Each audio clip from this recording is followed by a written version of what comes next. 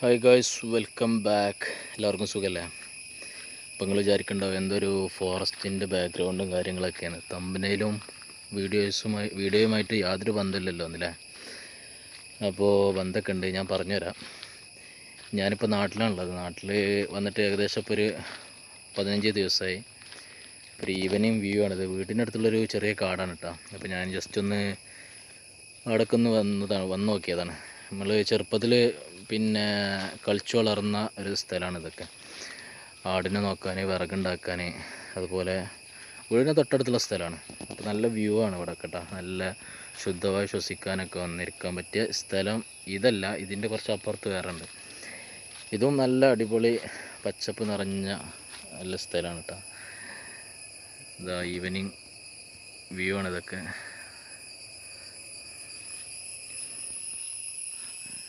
അപ്പോൾ തമ്മിൽ കണ്ട സംഭവം എന്താണെന്ന് വെച്ചാൽ, എന്നോട് ഒരാൾ പറഞ്ഞ് ചിവീടിൻ്റെ സൗണ്ട് നല്ല ഉണ്ടാവും, ക്ഷമിക്കണം കാരണം ഫോറസ്റ്റ് അല്ലേ.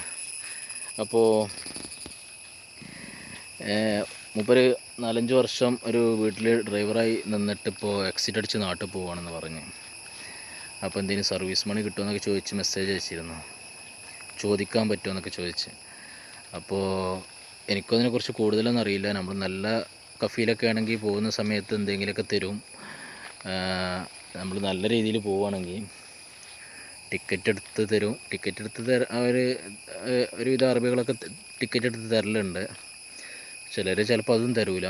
എന്ന് വെച്ചാൽ നമുക്ക് കേസിന് പോകാൻ അതിനൊന്നും ഉള്ള റൈറ്റ്സ് ഇല്ല എന്നല്ല, അതിനൊക്കെ നിന്നാൽ പിന്നെ അതിൻ്റെ പിന്നാലെ നടക്കാനും ഇതിനൊക്കെ സമയം വേറെ ഒരുപാട് ചിലവാകും.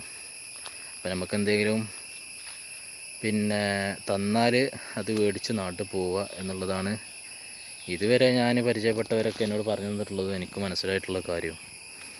മറ്റുള്ള കമ്പനികളിലൊക്കെ ഒരുപാട് വർഷങ്ങളൊക്കെ നിന്ന് സർവീസ് മണിയൊക്കെ ചോദിച്ച് പോകുന്നതും, അതുപോലെ കിട്ടിയില്ലെങ്കിൽ അത് എന്താ പറയുക, കേസൊക്കെ വിധി വന്ന് സർവീസ് മണിയൊക്കെ മേടിച്ച് പോകുന്നവരൊക്കെ ഉണ്ട്. അപ്പോൾ ഇത് ഔട്ട്ഡോർ ജോലിയുടെ ഒരു കാര്യമായതുകൊണ്ട് നമ്മളതിനൊന്നും മുതിരാതിരിക്കുകയാണ് നല്ലത്. എന്തെങ്കിലുമൊക്കെ അവർ തന്നാലും അത് മേടിച്ച് പോവുക. പിന്നെ ലീഗലായിട്ട് മൂവ് ചെയ്യുമ്പോൾ അതിനുള്ള സമയവും കാര്യങ്ങളും എല്ലാം നമ്മൾ നോക്കേണ്ടി വരും. അപ്പോൾ അത് നമുക്ക് അനുകൂലമായി കിട്ടാനും ഒരുപാട് ബുദ്ധിമുട്ടും കാര്യങ്ങളൊക്കെ ഉണ്ടാവും ചിലപ്പോൾ. അപ്പോൾ അങ്ങനെയൊക്കെയാണ് കാര്യങ്ങൾ. പിന്നെ ഞാൻ ഈ വീഡിയോയിൽ പറയുന്നത്, ഞാനിപ്പോൾ നാട്ടിൽ ലീവിന് വന്നതാണ്. അപ്പോൾ എനിക്ക് വരാൻ നേരത്ത് അവർ ചെറിയൊരു ഗിഫ്റ്റ് തന്നിരുന്നു. അപ്പോൾ അത് കൂടെ നിങ്ങളൊന്ന് കാണിക്കാമെന്ന് വിചാരിച്ച്, അപ്പോൾ അതും കൂടെ കാണിക്കാം. അപ്പോൾ ഞാൻ വേറെ കാര്യം കൂടെ ഞാൻ ഇതിൽ കാണിക്കാം. നിങ്ങൾ വീഡിയോ കാണുന്നവർ ഒന്ന് കമൻറ്റ് ചെയ്യണം കേട്ടോ. അതിൻ്റെ ഒരു കാണുമ്പോഴുള്ളൊരു ഫീലിംഗ് ഒന്ന് കമൻറ്റ് ചെയ്യണം. ഇപ്പോൾ ഞാൻ നാട്ടിലാണുള്ളത്. നാട്ടിൽ ഈ പച്ചപ്പും കാര്യങ്ങളും ഈ ഒരു നാച്ചുറലായിട്ടുള്ള സൗണ്ട്, കിളികളുടെ സൗണ്ട്, ഇതൊക്കെ കേട്ടിട്ട് ഇനി ഞാൻ അടുത്ത ഈ വീഡിയോൻ്റെ അടുത്ത പാർട്ട് എന്തെന്ന് വെച്ചാൽ സൗദിയിലുള്ള എൻ്റെ റൂമും കാര്യങ്ങളും, അതുപോലെ അവിടുത്തെ ഒരു ഇതൊക്കെയാണ് കാണിക്കുന്നത്. ഞാൻ പറഞ്ഞില്ല, എനിക്കൊരു ചെറിയ സർപ്രൈസ്, ഒരു ഗിഫ്റ്റ് തന്നേന്ന്. അപ്പോൾ ഇവിടുത്തെ ഈ നാച്ചുറലൊക്കെ കണ്ടിട്ട് അവിടുത്തെ സൗദിയിലേക്ക് പെട്ടെന്ന് മാറുമ്പോൾ ഉള്ളൊരു അവസ്ഥ അത് ഓരോ പ്രവാസിക്കും ഫീൽ ചെയ്യും. അപ്പോൾ അതൊന്ന് കണ്ടു നോക്കി നിങ്ങൾ. ഓക്കെ.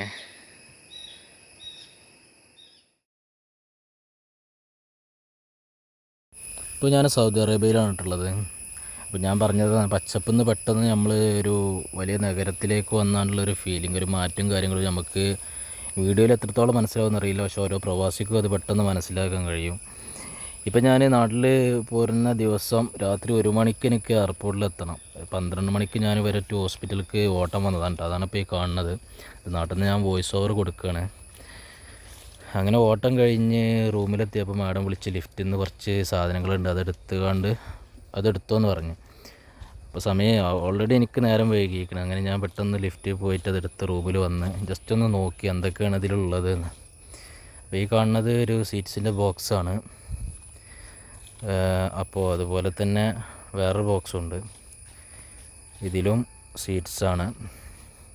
എന്നോട് പറഞ്ഞിരുന്നൊരു ബ്ലാക്ക് ബോക്സ് ഉണ്ടായിരുന്നു, അതൊന്ന് ശ്രദ്ധിക്കുമെന്ന് പറഞ്ഞിരുന്നു. അപ്പോൾ ഞാനപ്പോൾ കറക്റ്റ് മെയിൻറ്റെയിൻ ചെയ്തിട്ടില്ല അതെന്താണെന്ന് വെച്ചാൽ. അപ്പോൾ ഇതാണ് അവർ പറഞ്ഞത്. അപ്പോൾ ഓൾറെഡി നേരം വൈകിയതുകൊണ്ട് ഞാൻ ജസ്റ്റ് ഒന്ന് ഇങ്ങനെ ഓപ്പൺ ചെയ്തപ്പോൾ ഇതിൽ ഇങ്ങനെ ഒരു സംഭവം കണ്ടത്. ഞാനത് അപ്പോൾ തന്നെ പെട്ടെന്ന് ക്ലോസ് ചെയ്ത്